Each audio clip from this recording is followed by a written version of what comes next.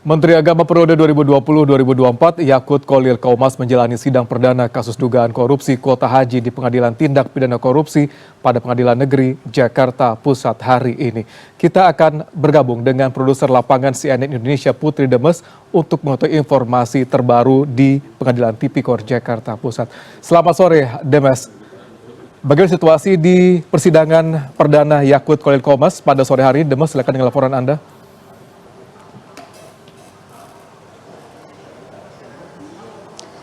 Ya, selamat sore, Ruli. Pada sore hari ini sidang dari kasus dugaan korupsi kuota haji tambahan di tahun 2023 sampai 2024 sebenarnya masih berlangsung untuk 3 terdakwa lain, karena pada hari ini sidang perdana untuk kasus ini digelar dalam 2 gelombang, yakni pada gelombang pertama tadi dimulai pukul 10 pagi sampai dengan pukul 2 siang waktu Indonesia Barat, ini dengan 1 terdakwa yakni ex-Menteri Agama di tahun 2020 sampai 2024 yakni Yakut Kholil Qaumas dengan agenda untuk pembacaan surat dakwaan oleh Jaksa Penuntut Umum dari KPK, kemudian dilanjutkan pada sore hari tadi langsung dan masih berlangsung sampai dengan saat ini adalah untuk 3 terdakwa lain, yakni yang pertama adalah ex-staf sus Yakut, yakni Isfah Abidal Aziz atau Gus Alex, kemudian Direktur Operasional PT Makassar Toraja atau Maktur, yakni Ismail Adam, dan juga Ketua Umum Asosiasi Kesatuan Tur Travel Haji Umroh Republik Indonesia Asrul Aziz Taba. Dan untuk masing-masing dari 4 terdakwa ini sebenarnya berada di dalam nomor perkara yang terpisah dari nomor 42 sampai dengan 45. Namun untuk pembacaan surat dakwaannya oleh Jaksa Penuntut Umum ini dilakukan secara bersamaan di hari ini karena menyangkut dari satu kasus yang sama.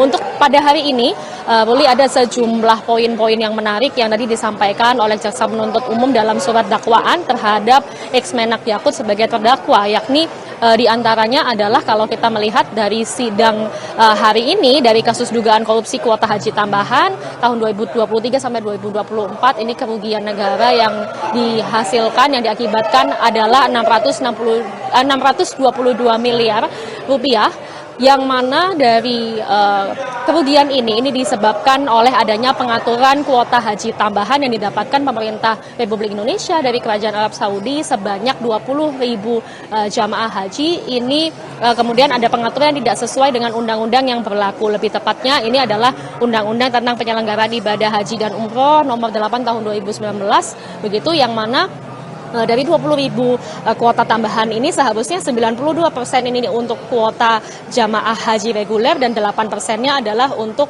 jamaah haji khusus. Namun di dalam pelaksanaannya faktanya di tahun tersebut, di tahun 2023 sampai dengan 2024 ini ada pengaturan menjadi 50-50 sehingga 10.000 untuk reguler dan 10.000 untuk khusus. Sehingga hal inilah yang kemudian diduga dilakukan oleh terdakwa ex-Menak Yakut bersama dengan 3 terdakwa lainnya, dan juga tadi ada sejumlah nama yang diduga juga menerima aliran dana, termasuk diantaranya adalah beberapa tur travel begitu ya yang turut terlibat di dalam kasus ini. Di antaranya misalnya ada jamaah yang seharusnya tidak berangkat, yang adalah harusnya kuotanya 8% menjadi 50%, ini adalah 438 miliar rupiah. Ini melibatkan ada 313 PIHK atau Asosiasi Penyelenggara Ibadah Haji Khusus. Kemudian ada 39 miliar rupiah yang merupakan kuota petugas haji khusus yang merupakan tambahan. Kemudian ada 143 miliar rupiah lebih begitu yang kemudian didapatkan dari fee percepatan jamaah, yakni ada 2.000 sampai 2.500 USD per orang. Artinya ini jamaah khusus ini diduga memberikan sejumlah fee supaya bisa diberangkatkan, diikutkan di dalam kuota tambahan ini. Kemudian tadi Jaksa Penuntut Umum juga menyampaikan bahwa ex-Menak Yakut ini diduga memperkaya diri sebanyak 271.000 USD atau senilai 4,83 miliar rupiah. Kemudian untuk ex staf susnya ini Gus Alex ini menerima 5,23 juta USD atau senilai 93 miliar rupiah, dan ada 27 orang lainnya yang seperti yang tadi sudah saya sebutkan. Ini kalau kita menyisir satu persatu namanya, ini ada sejumlah pejabat dari Kementerian Agama dan juga ada sejumlah orang dari beberapa yang masih belum diketahui bagaimana perannya masing-masing dan juga tidak termasuk di dalam daftar terdakwa yang sudah terdaftar sampai dengan hari ini.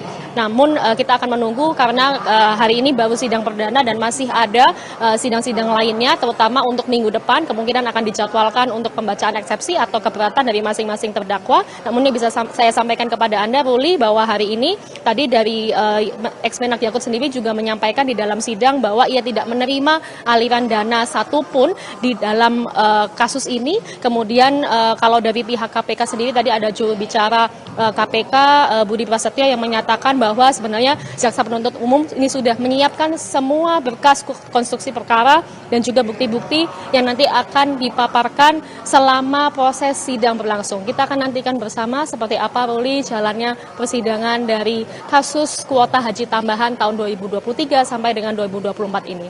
Ruli.